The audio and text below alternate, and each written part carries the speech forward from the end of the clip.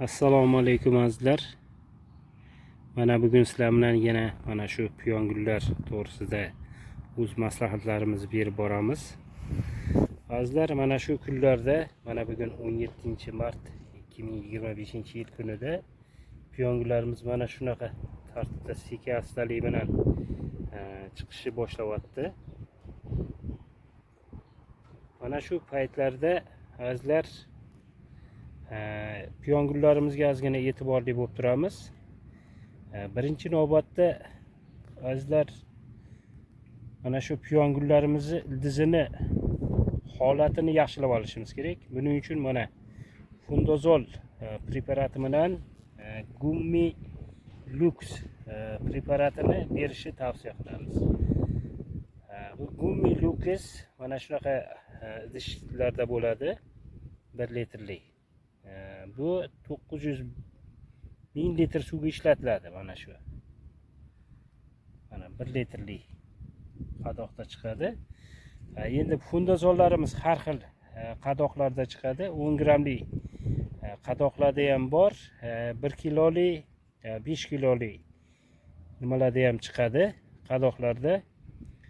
Buni ishlatishimizdan birinchi maqsadimiz piyongul ildizlari qishi bilan yotgan paytda har xil zamburug' kasalliklariga uchrab qolish mumkin.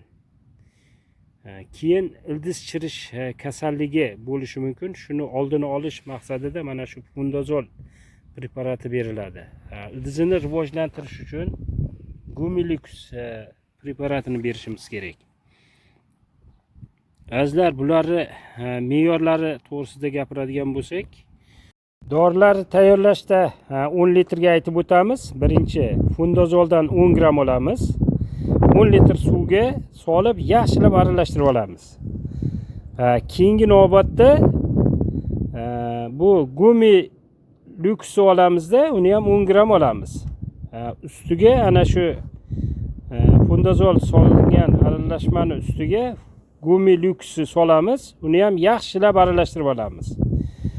Har bir tub piyongulimizga 1 litrdan quyib chiqamiz. Endi mana shu Disis preparatimizni buni ustidan sepamiz.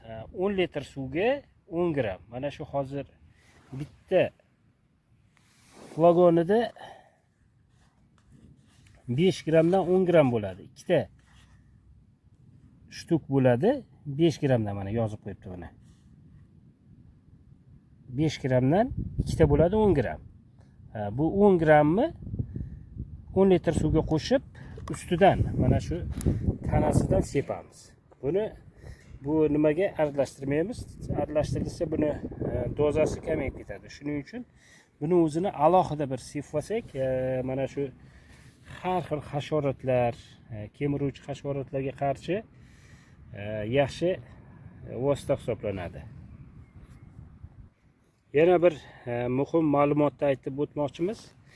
Mana shunaqa chiqqan paytda mana shu ariqlarning ichiga azotli o'g'it berishimiz shart.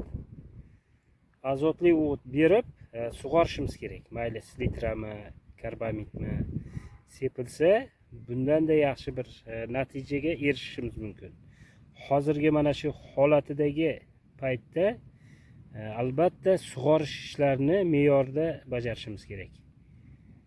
Kunlarimiz hozir mana bizlarda 18-20 gradus kunduzi isyapti, kechqurunga ham 12 gradus, 10-12 gradus bo'lyapti. Mana shu paytlarda 5 kunda juda ham kun isib ketadigan payt bo'lsa, 4 kunda bir sug'orish ishlarini amalga oshirib turish kerak.